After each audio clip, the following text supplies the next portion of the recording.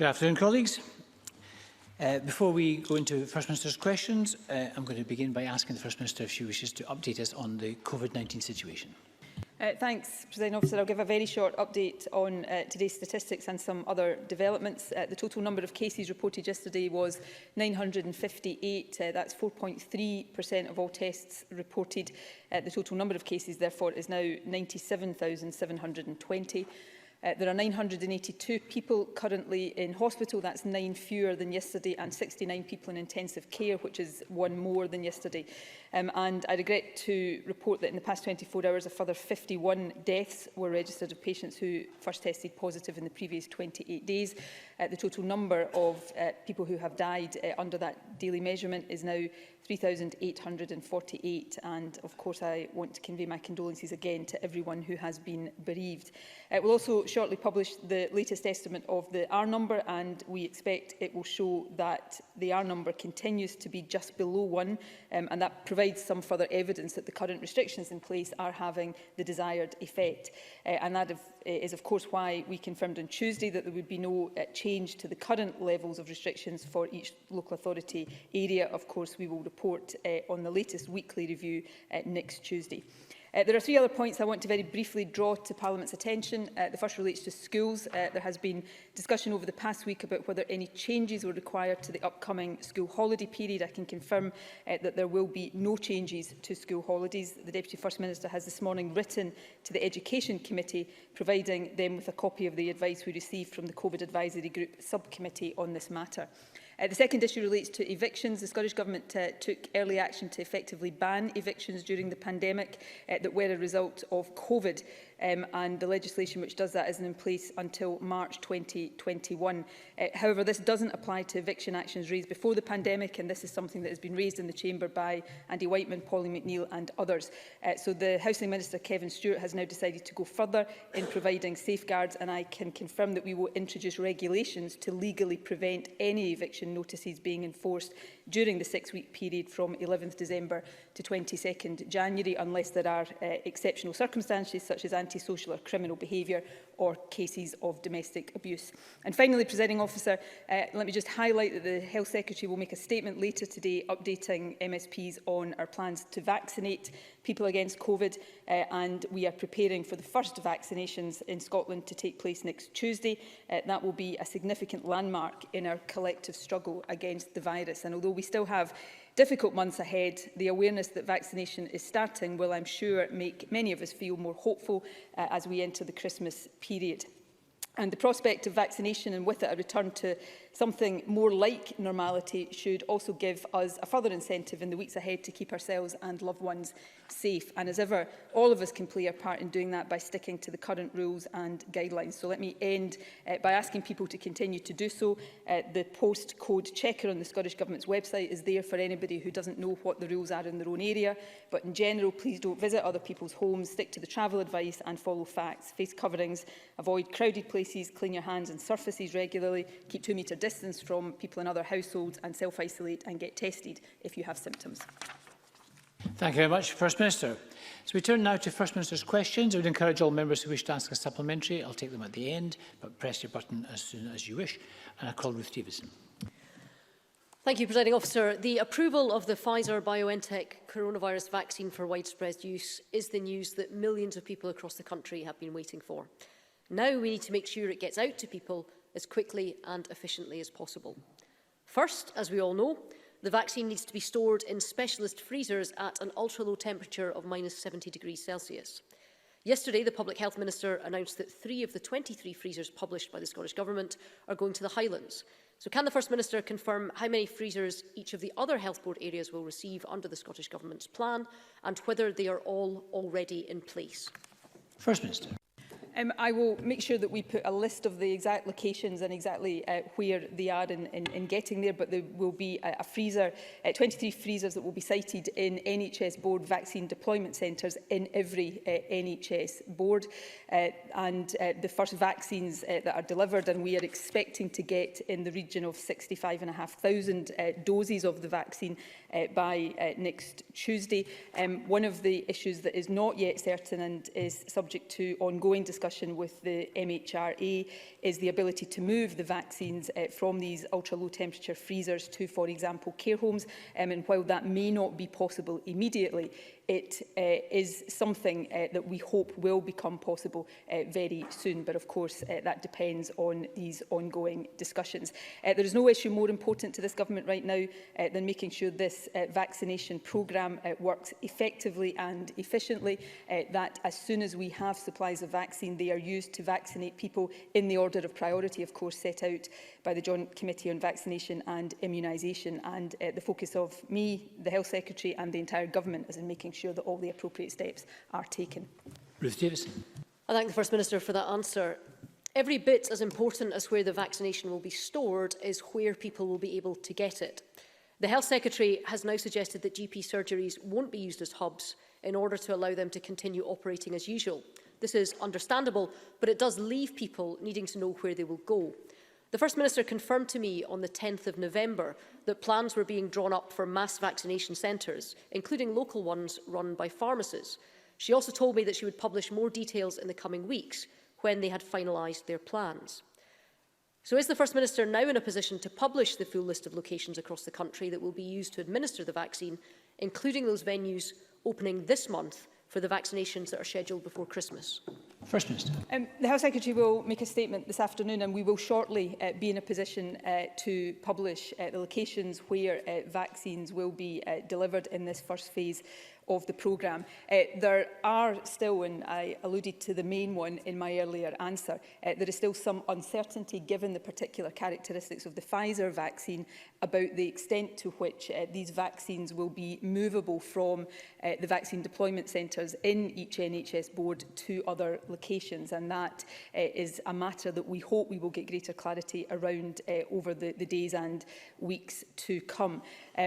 To start with, though, delivery will be close to these vaccine deployment centres, and that is, of course, to ensure that we can make maximum use of the first supplies of the vaccine that we get, and that can be overseen by experienced pharmacy staff. As I've said before, and as the Health Secretary will update on, we are also exploring a number of options around larger vaccination centres. These venues will come on stream later once we have supplies in sufficient quantities to support the establishment of these larger centres. There will be a number of other possible locations used, and that will include where it is appropriate primary care settings as well. So all of these plans, all of these options are there and will be implemented as soon as we get the fine detail and clarity of some of the particular issues around the characteristics of the vaccines. We are expecting some of these vaccines, and we hope that over the weeks to come we will see other vaccines get the same authorisation that the Pfizer one did yesterday. They do not all have identical characteristics and requirements, so we have to be able to flex our plans to take account of the particular characteristics of each of them as they become available, and that's exactly what we will do. Ruth Davidson. Well, the way in which this vaccine is stored and transported means that it will be extremely difficult to bring it to individual care homes, a point acknowledged by the Health Secretary this morning and the First Minister just a moment ago. But Dr Donald McCaskill, the head of Scottish Care, is warning that many care home residents are too frail or vulnerable to be transported to the hubs where the vaccines are. Care home residents and their families have suffered enough through this pandemic, and the possibility that promised vaccines could now be delayed is yet another blow. So what now is the plan for Scotland's care home residents who were promised that they would be the first in the queue to receive this vaccine? First Minister. I think it's really important to understand the issues here, and I heard the Prime Minister talk about exactly what I'm going to talk about, because this is not something that is in any way unique to Scotland. This is about the particular characteristics of the Pfizer-BioNTech vaccine, and Ruth Davidson is right to point to that being mainly about the ultra-low temperatures that it has to be stored at. There is also a requirement with that vaccine for 2 different agents to be mixed together. So this is something all 4 nations, I took part in a 4 Nations call last night where this was one of the issues under discussion. I can't be, so we will use vaccines as soon as they become available, as closely as possible in line with the order of prioritisation that the JCVI have set out.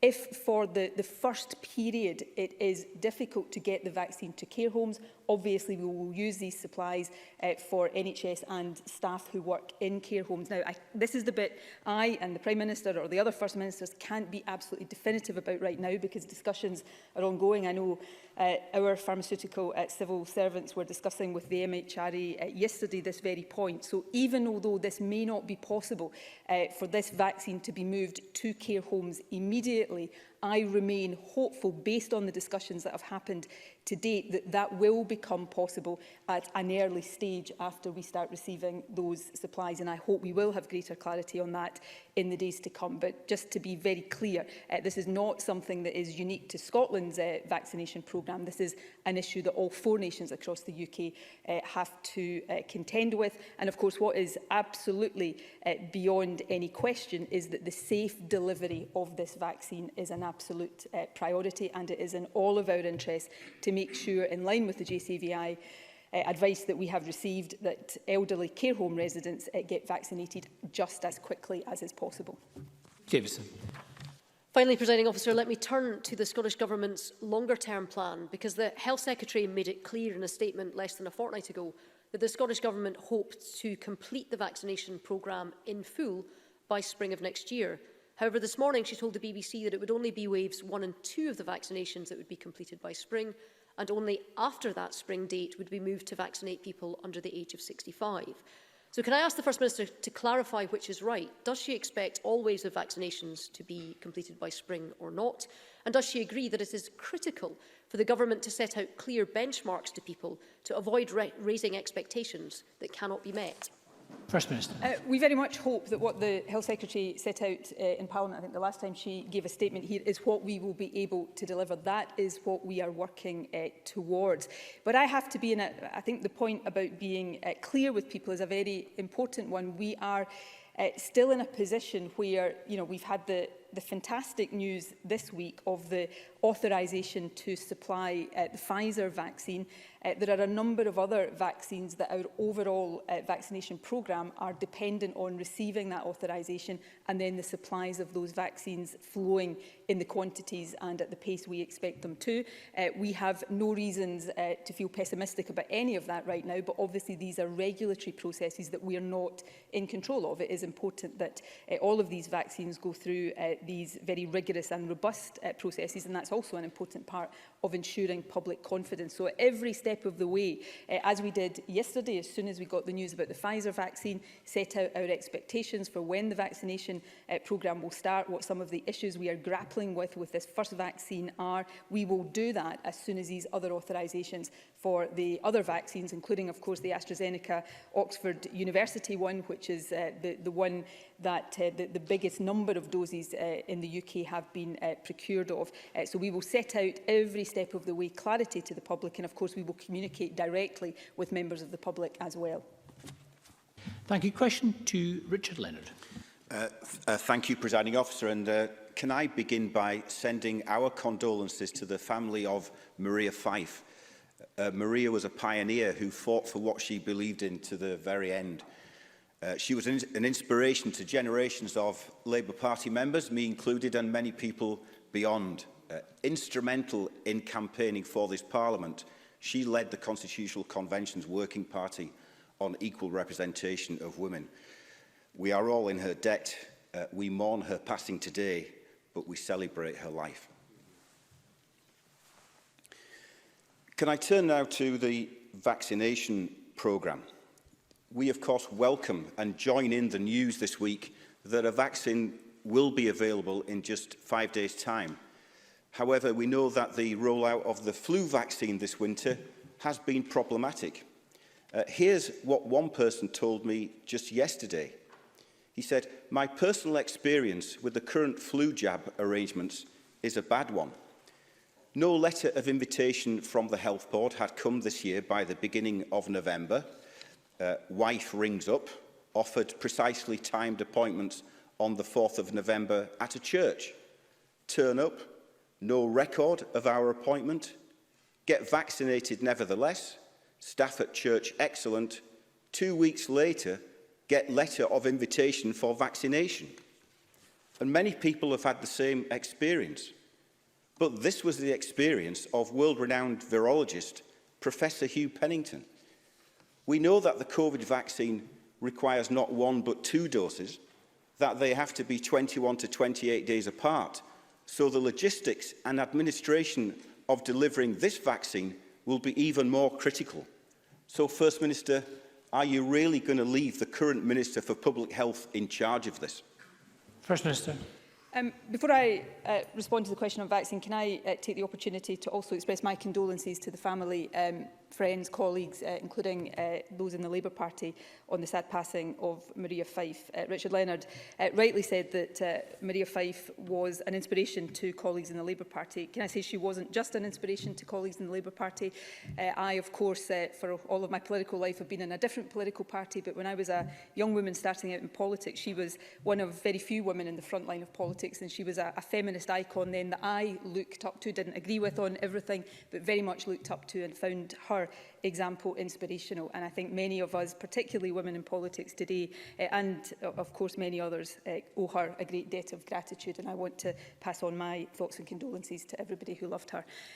On the vaccine point, firstly on the flu vaccine, the flu vaccination programme had to be delivered very differently this year because of the challenges of COVID, and because of that I readily acknowledge, as the Health Secretary has done, there were some problems and issues in some NHS boards as that programme rolled out.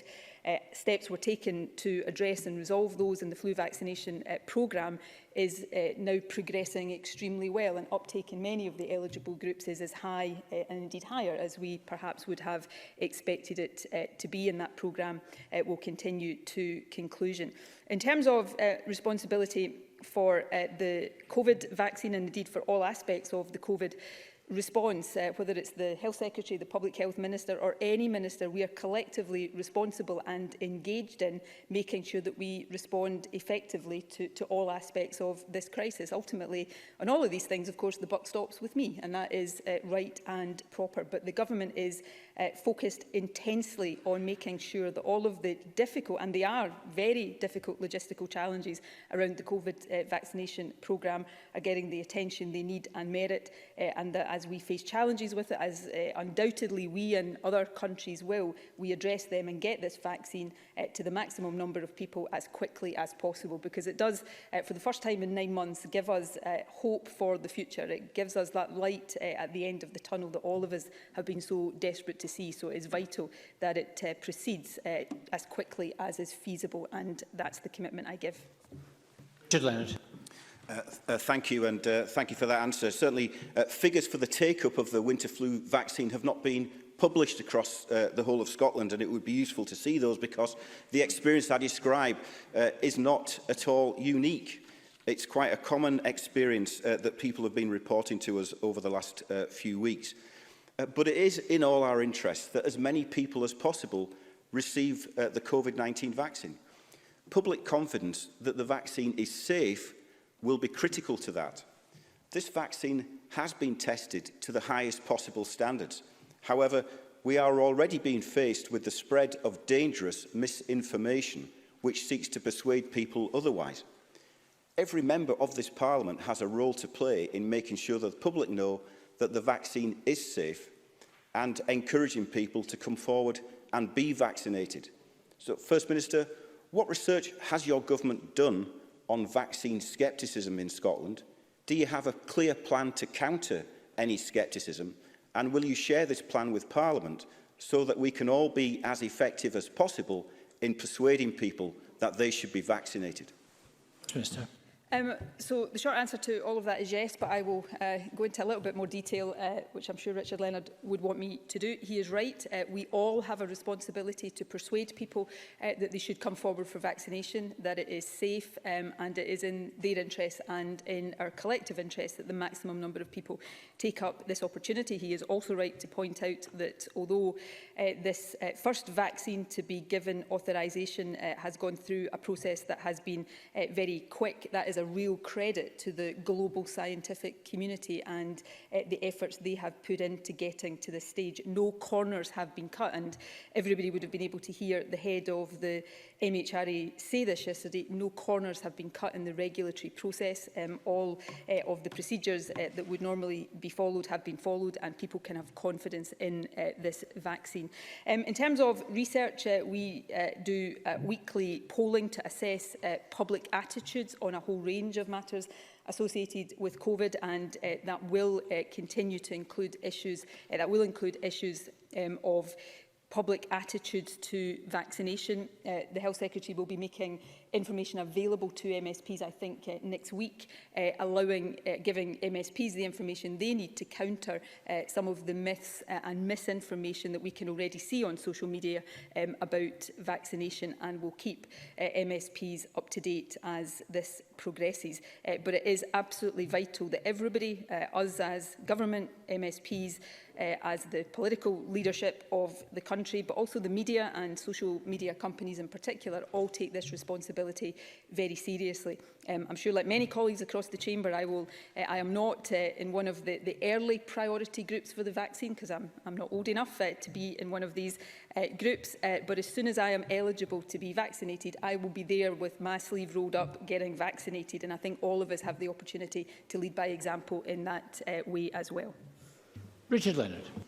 Thank you. Yes, I think we should all get our sleeves rolled up, absolutely. The First Minister accepts that mistakes have been made during the course of this pandemic, and undoubtedly these mistakes have had consequences, some of them devastating consequences, and none more so than in our care homes. We all appreciate that the practicalities of the Pfizer vaccine make the logistics especially challenging, but the government must have been working on this vaccination plan for months. The Joint Committee on Vaccination and Immunisation believe care home residents should be vaccinated, and vaccinated first as a matter of priority. And this morning, Dame Anne Glover, who served as a Chief Scientific Advisor to the Scottish Government, said on care home vaccinations, "If we are solution-focused, we will find a way to do this." We realise that this is difficult, but will the First Minister commit to a priority programme of vaccination for all care home staff and care home residents and their relatives? And will she publish the government's roadmap with clear dates for when this will be achieved? First Minister. Yes, we will publish all of that and keep Parliament up to date. The government is responsible for the vaccine deployment programme, and as I said a moment ago, the buck for that, as the buck for everything in the Scottish Government, ultimately stops with me. Obviously, and this is just a statement of the obvious, we are not in control of which vaccines get authorised first, or what the properties and characteristics of those vaccines are. And that is just a limitation and constraint that not just the Scottish Government, but the UK Government, the Welsh and Northern Irish Governments are working with as well. But we are solutions focused. I've referred earlier on in this session to discussions that are ongoing between my officials and the MHRA to look at how we get this vaccine from the deployment centres and the ultra-low temperature fridges they've got to be stored in to the care homes where they are needed. I cannot say definitively right now when exactly that will happen, but I am reasonably confident that we will find a way of doing that. And even if that is not immediate, as of next Tuesday when the programme starts, that will be, I hope, sooner, much sooner, rather than later. So there's a real focus on this. And as I say, it's something that all 4 governments across the UK are very keen to see a resolution to as quickly as possible. Thank you. Question 3, Patrick Harvey. Thank you, Presiding Officer. Naturally, I share the optimism that's been expressed about the vaccine approval, and I offer my sincere thanks to the researchers, regulators, and the many thousands of vaccine trial volunteers who have made this possible. They've given us hope.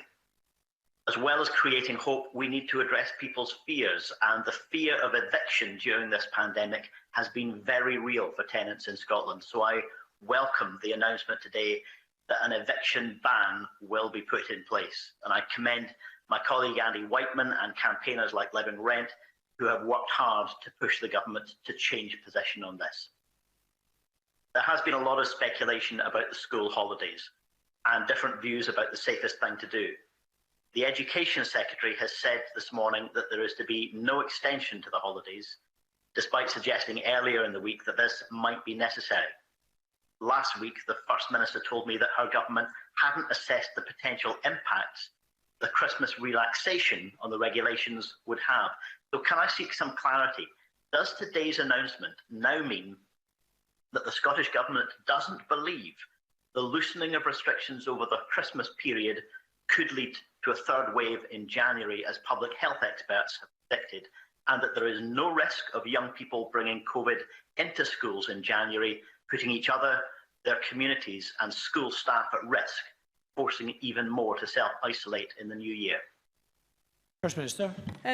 Yeah, thank Patrick Harvey for these questions. I am never going to stand here and say in any sense that there is no risk to the public during a global pandemic. That is why we all have to act in responsible ways, as the overwhelming majority of the public have been, to mitigate those risks as much as possible.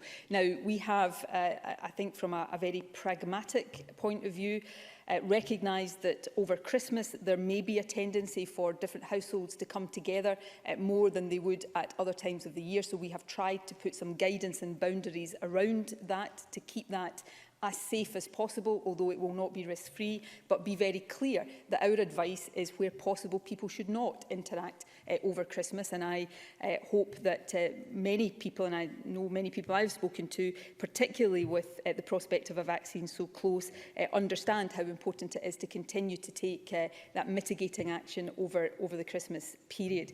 But there are obviously risks at all times of different households coming together.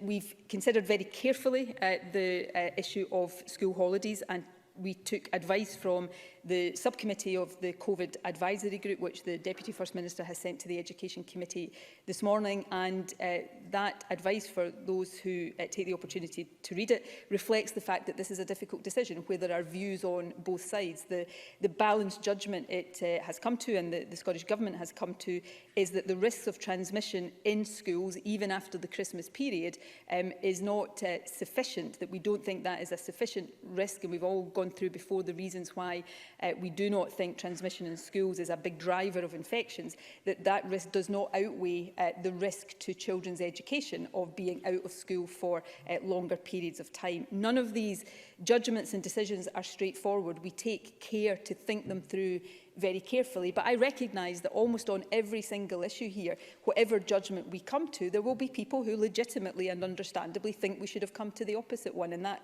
is regardless of which side of these issues we come down upon. But that is why it is so important for us to continue to stress that we all have to act in a way through our individual behaviour that is reducing as far as possible the risk of this virus spreading from person to person and household to household. Patrick Harvey. Thank you. But it does sound as though the First Minister is recognising the possibility that more young people will have to self-isolate as a result of an increase in the virus in the new year. Young people have already lost a substantial amount of classroom time this year, and many are losing more time every day. It's clear the ship has sailed on any chance of holding exams in a fair and equitable manner as a result of this. This week, the Education Secretary told Parliament that 1 in 4 S4 to 6 pupils have already experienced a COVID-related absence. This is causing real anxiety and frustration to thousands of young people across the country, one of whom got in touch with us after having been asked to self-isolate for a third time. She puts it really well. She says, "I have followed all the rules and kept the amount of people I have contact with to a minimum. It's incredibly frustrating to have to self-isolate again. It's getting extremely concerning how much school I have missed due to self-isolation. This year is going to be incredibly unfair for anyone who has exams." The Scottish Greens first called for this year's exams to be cancelled in May, when it became clear that this would be a year unlike any other. Young people have had experienced enough stress and anxiety this year to last a lifetime. And so, as often the case, it's those from the most deprived communities who are being disproportionately affected. So isn't it time that the First Minister gave teachers and young people the clarity they need and accepted that higher and advanced higher exams cannot go ahead in the coming year? First Minister. So I recognise everything that Patrick Harvey has just said there, and these are issues that the government is continuing to think very, very carefully about. We have set out before, and the Deputy First Minister set it out when we announced our decision on National Fives, and has done so subsequently, that we ideally want higher and advanced higher exams to proceed, but the public health advice must allow that, and it must be not just safe to do so, but it must be safe to all learners, and we absolutely recognise that. That's why we are monitoring the position closely and continuing to listen to all views on this matter. But on this issue, as on every issue, you will hear different views. The one that Patrick Harvey has expressed is very legitimate, but I have equally been contacted by young people who would express the opposite view, and we have to try to navigate our way through these issues as carefully as possible. We know there is potential for further disruption, which is why contingency plans for higher and advanced higher courses are being developed, and the Deputy First Minister has made clear that a final decision on higher and advanced hires will be taken no later than mid-February, but it will be taken sooner than that if the evidence suggests that that is the right thing to do. And this is something that the Deputy First Minister is very engaged on a daily basis. He and I had a discussion about it just yesterday, and will continue to do so in the days to come. And fairness to learners, to all learners, will absolutely be at the top of the priority list as we continue to consider it. Thank you. Question 4, Willie Rennie. I have to agree on the exams. On any given day, there are up to 30,000 pupils and 1,500 teachers absent for COVID-related reasons. Some have had to self-isolate for a fortnight multiple times, while others haven't missed a minute of school. That means we need an effective alternative to those higher and advanced higher exams. But to make that happen, teachers and students need plenty of warning. The longer the government waits, the less time teachers have to prepare, the greater the problem becomes. The Welsh Government have decided weeks ago to cancel those exams. So will the First Minister think again and make the decision and cancel those exams now? First Minister. I think if Willie Rennie had listened to my last answer, he would know that the government is thinking very carefully. I think it's right on all of these things. There are no simple answers on this, and I think as has been evidenced in the Parliament over the last 9 months, almost on every decision we've taken, rightly and properly, understandably and legitimately, there have been MSPs and people amongst the wider population who've said we should have done the opposite of what we have done. That is in the nature of this. It is important that we take the time to get this right, because that matters to all young people.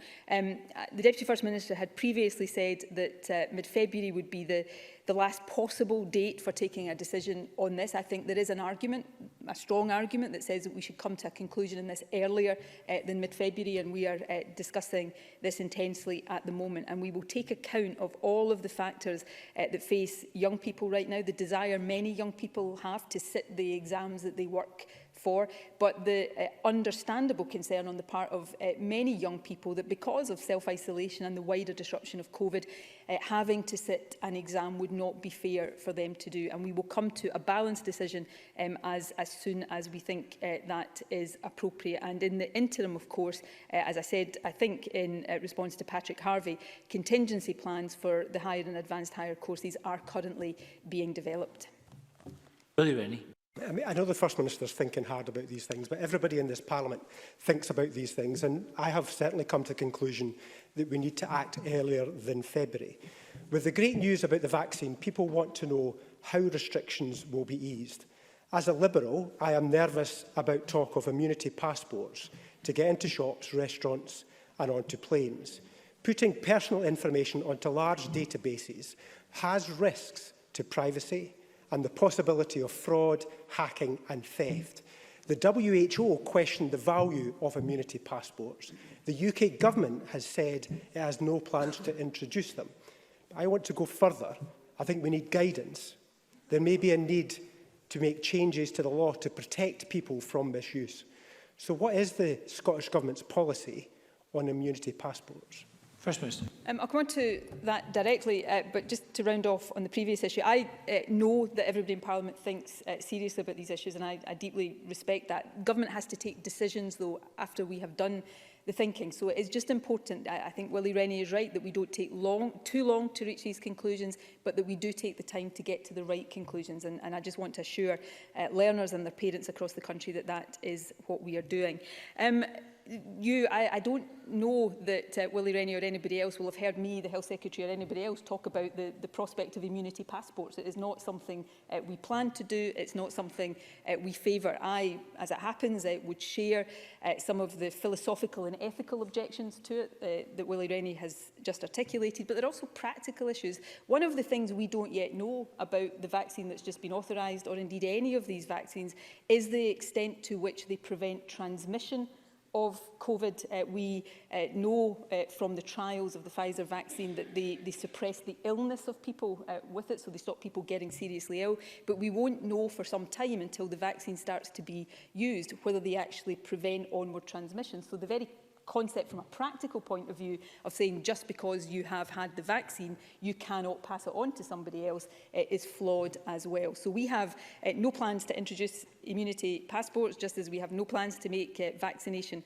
compulsory, although we will strongly encourage maximum take-up of the vaccine. We will always consider whether there are legal changes necessary to support the policy position, but I think perhaps the starting point is for all of us across the chamber, if it is the position of everybody across the chamber, I don't know that obviously, is just to make clear it's not something that this Parliament is contemplating at all. Thank you. Question number 5, Stuart McMillan. Thanks, President. Also to ask the First Minister, how many people have been cautioned by Police Scotland for travelling between areas with higher and lower COVID-19 restriction levels since the current legislation was passed? First Minister. Well, firstly, let me say, as I've said before, we want to see these laws work through high levels of public compliance rather than relying on enforcement. That said, Police Scotland will uphold the law using the same approach they've adopted since the start of the pandemic. Operational matters, of course, are for the Chief Constable. However, Police Scotland has reported that to date, while there have been high levels of compliance, the most recent data indicates that up to and including the 25th of November, there were 33 fixed penalty notices issued under the travel regulations. Stuart McMillan. I thank the First Minister for that reply. I've been contacted by many constituents about shops, and my constituents have been busier than usual. Some of those people who work in the retail sector have indicated they've had customers clearly from out with of Inverclyde, and whilst I welcome the fact that retail outlets will be busier than usual at this time of year, people cannot certainly travel to shop and are thankfully supporting the local economy. I have concerns about people travelling to Inverclyde unnecessarily, placing additional risks on my constituents. Can the First Minister reiterate the message about non-essential travel? And secondly, what additional resource can be given to Police Scotland and Inverclyde to increase the random checks of retail outlets and customers to help catch those breaking the rules? First Minister. Can I thank Stuart McMillan for his question? It remains vitally important that members of the public continue to observe physical distancing, wear face coverings and of course avoid non-essential travel into or from level 3 or level 4 areas. The need to restrict travel across the country is even more important now in the battle to reduce transmission rates because we don't want to take the virus from high to low prevalence areas, and I would again ask people to take personal responsibilities, I think the vast majority of people are doing, to do the right thing, and always to remember that the purpose of all of these restrictions, which none of us enjoy living under, is to protect the NHS and save lives by preventing the virus from spreading. Deployment of resources is of course a matter for the Chief Constable, but I am confident, based on experience so far throughout this pandemic, that if officers encounter any instances of non-essential travel or breach of any other regulations relating to COVID, they will continue to deal with these issues appropriately. Thank you. Question 6, Jeremy Balfour. Thank you, Presiding Officer. To ask the First Minister how the Scottish Government plans to mitigate the impact of any reduction in services due to COVID-19 pandemic on the life and mental well-being of disabled people. First Minister. Well, firstly, I think it's important to recognise that disabled people have been disproportionately affected by the pandemic. And during this time, it's critical that people's social care support is maintained to ensure their safety, their dignity and their human rights. The recently published Adult Social Care Winter Preparedness Plan makes clear that the transmission risk of restarting some support services must be balanced with ensuring that social care packages allow people to live fulfilling lives and get the support that they need. Back in October, we also published the Mental Health Transition and Recovery Plan, which lays out a response to the mental health impacts of COVID. Those with long-term physical conditions and disabilities are a key population group identified in that plan, and we outlined a number of commitments, for example, ensuring that those who require clinical treatment in response to mental illness are able to access timely and effective support. Jeremy Balfour. As the First Minister will be aware, today is United Nations Day for persons with disabilities. Prior to the pandemic, disabled people were already more likely to experience damage to their well-being caused by social isolation. With many disabled people experiencing a reduction or total withdrawal of social care support and the closure of day centres, surely that social isolation must have become much more widespread and acute. Has the Scottish Government done anything to address and mitigate the social isolation that disabled people are experiencing today? First Minister. Well, can I thank Jeremy Balfour for raising an important issue and for reminding us that today is the UN Day for Disabled People, and this year's theme is Not All Disabilities Are Visible, and I think that shines a light on the challenges disabled people face in their day-to-day lives, but especially the difficulties disabled people have been facing during the pandemic. It is important, as I said in my initial answer, that notwithstanding the challenges that COVID presents, that care packages are delivered to allow people to live their lives in the way they have a right to do. In terms of the action the Government has been taking, we've been working closely with a number of disabled people's organisations to both understand the impact of COVID on disabled people and develop solutions to help with that. We've made funding available directly to organisations supporting disabled people, and many of those organisations themselves have been doing absolutely brilliant work, and I would commend them for that and give a commitment that the Scottish Government will continue to work closely to do everything we can to support them. Thank you. Question 7, Alec Rowley. Presiding Officer, to ask the First Minister what the Scottish Government's response is to the IPPR Scotland research suggesting that youth unemployment could reach over 100,000 in the coming months, the highest level since records began. First Minister. Well, the research from IPPR Scotland has already been really valuable in informing a response to addressing youth unemployment. It's important to note, though, that since that report was published, we've seen revised unemployment forecasts, not least because of the extension of the furlough scheme. And of course, we're now facing more economic uncertainty with the impending prospect of the end of the Brexit transition period.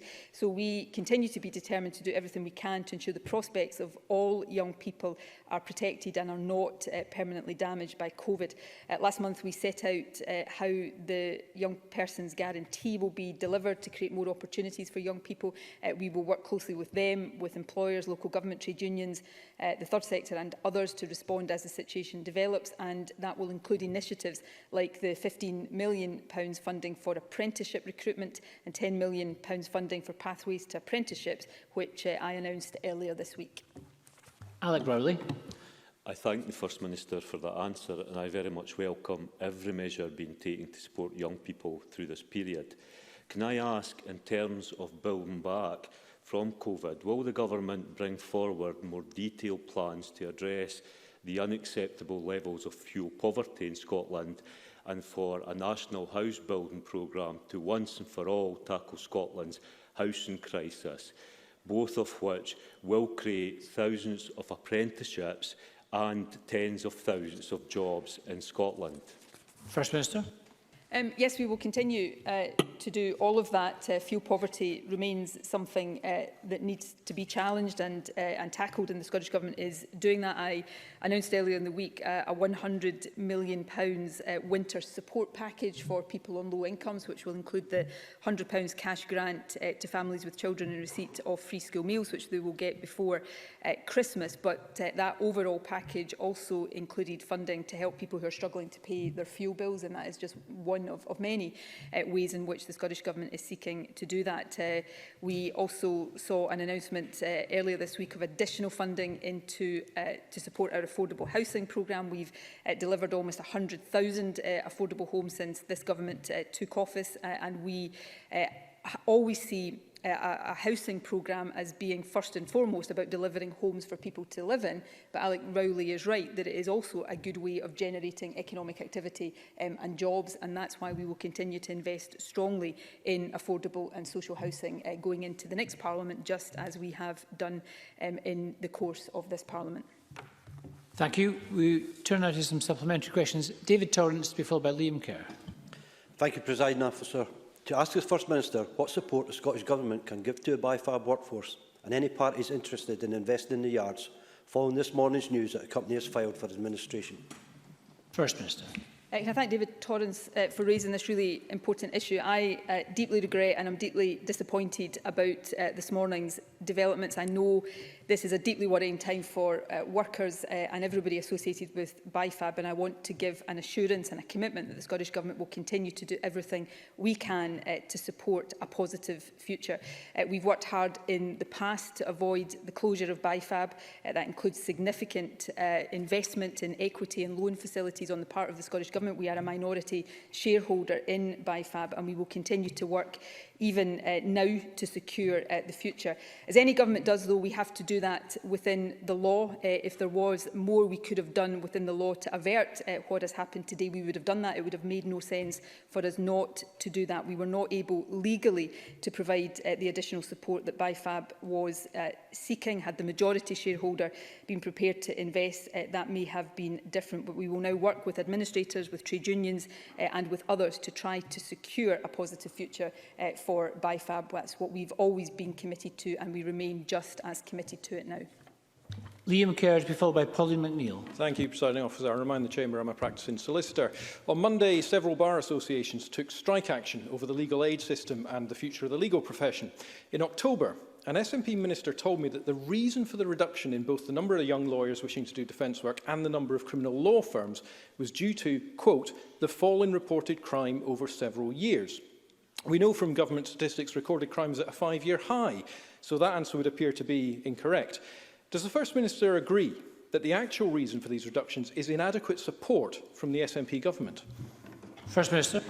I'm not immediately familiar with the comments that have been quoted, although I will take time to look at them. As I used to be a practising lawyer, although many years ago, I obviously want to see us have, and we do have a strong legal aid system for all the reasons that is important. I understand, and the government understands, how difficult this current situation is for those in the legal profession, as it is for people in professions and sectors right across the economy. We have taken a number of steps to try to support lawyers and the legal profession generally, and we will continue to do so over this really difficult time.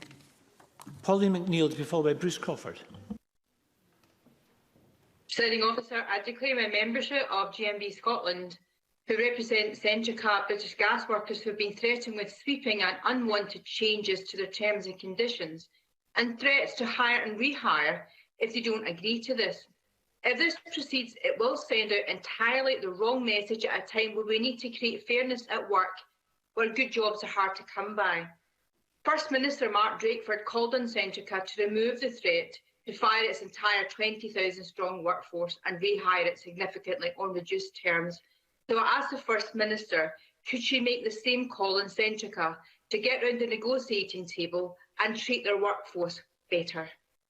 First Minister. I have no hesitation in making that call of any employer that they should be round the table with their workforce, with fair work, absolutely the heart of the approach that they take. And at any time, but particularly during these difficult times, fairness for workers should be a priority for every business. This is a tough time for businesses of all shapes and sizes in all sectors, and I recognise that.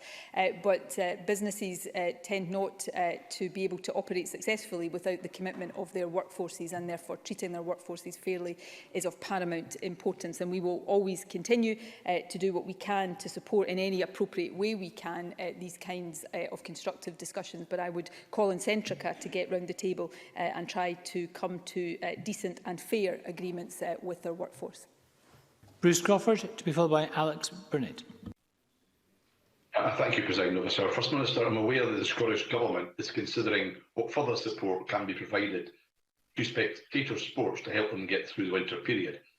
But can I ask the First Minister, does she understand that football clubs and others are deeply concerned about the loss of vital income because no fans are currently coming through the gates, particularly, I should say, those football clubs outside the top 5 or 6 who receive very little by way of finance from TV companies. Therefore, can the First Minister also let me know what progress is being made in regard to any potential funding packages, because the situation is becoming very precarious for some clubs?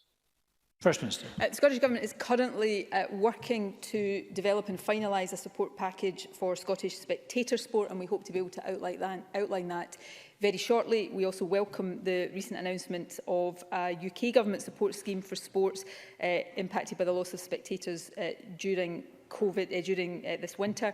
We don't yet have clarity on Barnett consequentials that will flow from that. The Sports Minister raised this earlier this week at a UK Sport Cabinet, but there isn't yet an answer. However, notwithstanding that, we will continue to engage with sporting bodies whose revenue is impacted, and we hope to bring this support package to fruition in the very near future, and Parliament will be updated as normal. Alexander Burnett, to be followed by Colin Smith. Thank you, Presiding Officer, and I note members to my register of interest related to tourism. Now, many businesses in Tier 2, which can open, are nevertheless losing revenue due to travel restrictions resulting in high cancellations. So will the First Minister commit to backing my colleague Douglas Ross's call for a rapid review into the grant system to ensure that businesses affected indirectly by restrictions are able to access funding over the winter period? First Minister.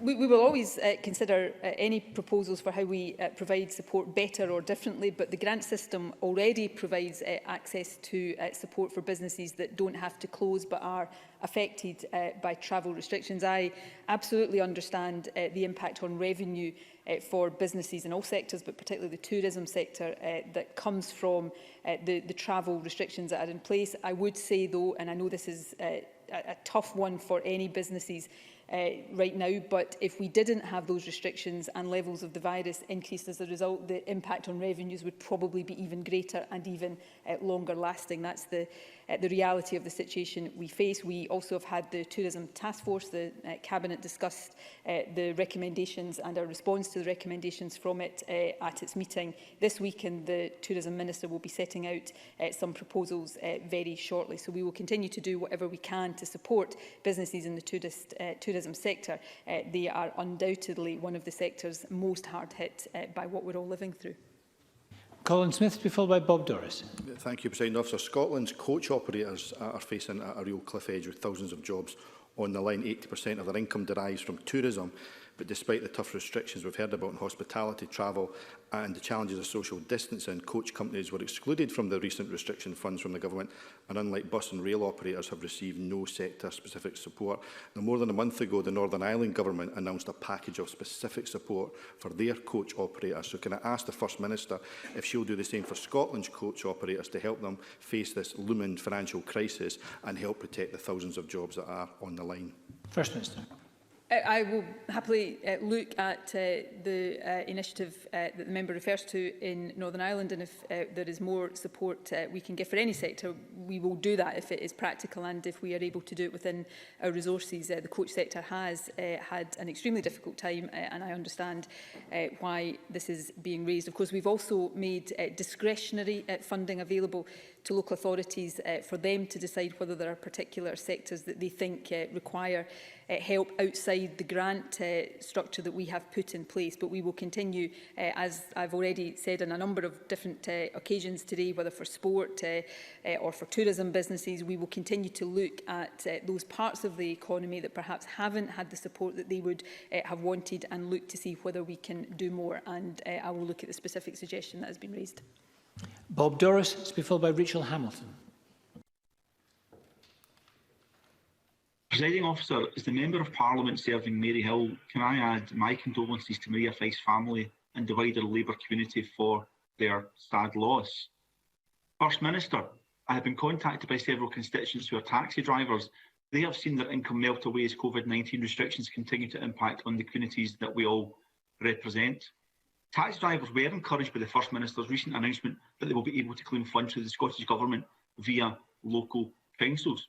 But can the First Minister update me on details of when payments are likely to be made, what the criteria is likely to look like, and when the first payments are likely to arrive in the bank accounts of taxi drivers who are very hard pressed at this time? First Minister. Discretionary fund, which I've just alluded to in my previous answer, is specifically designed to target small businesses and the self-employed, and that very much includes taxi drivers who have not received direct financial support through other financial support schemes since October. We have been working with local authorities to develop the detail of the discretionary fund to ensure that this additional financial support will quickly reach businesses that need it. We have now reached agreement on allocations with COSLA, which will now allow that funding to start to flow to local authorities and allow local authorities to start to assess the applications based on the need. And that will, I hope, in the very near future, allow money to start to flow to not just taxi drivers, but other small or self-employed operations that need this kind of support.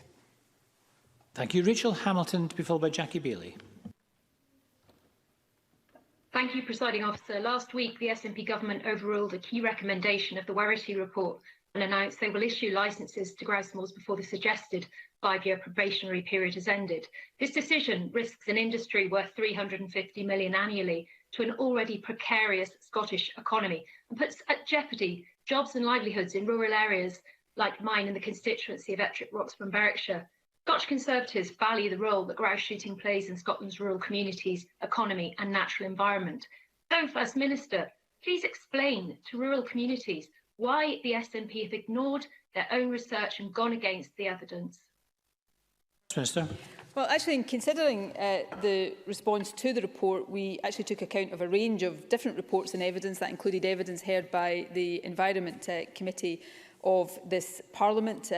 The Minister set out our overall response to the Werrity report last week, and that included the recommendation to introduce the licensing of grouse moor businesses. Of course, the response also covered the other recommendations in the report.